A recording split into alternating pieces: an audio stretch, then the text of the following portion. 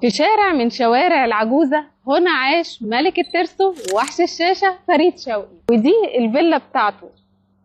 ومش الفيلا بس، ده كمان الشارع كله متسمي باسمه فريد شوقي، اللي هو شارع دسوق سابقا. يلا بينا نعرف الحكاية. فريد شوقي عاش في الفيلا دي من الستينات، وعاش معاه فيها الفنانة الجميلة وزوجته هدى سلطان. والمكان المفضل ليه كان الشباك اللي في أوضة نومه اللي كان بيطل على الجامع.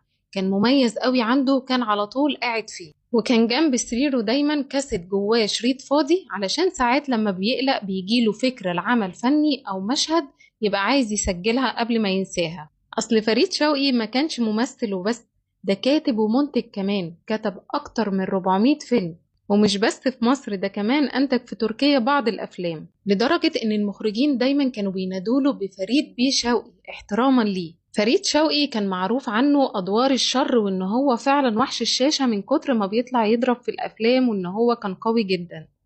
قالت رانيا فريد شوقي في لقاء من لقاءاتها على قد ما هو كان بيعمل أدوار شر في السينما، لكن في الحقيقة كان إنسان متواضع وطيب جدا جدا، وكان بيحب البيت بتاعه وعيلته قوي.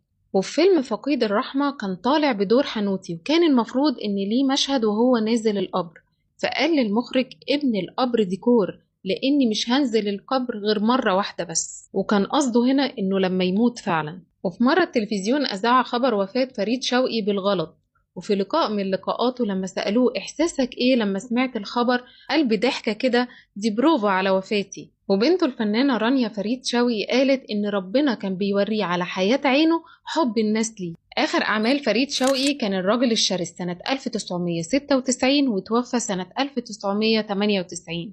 رحم الله الفنان الجميل فريد شوقي. هو كان يعني شخص عادي بسيط متواضع. ما يعني انا ما كنتش بحس انه عنده عظمة او الشهرة عامله له خلل نفسي او حاجة خالص. بالعكس كان انسان بسيط جدا، وكان دايما بيقول اللي عملني بعد ربنا الناس، يعني لولا الجمهور ما كنتش بقيت فريد شوقي.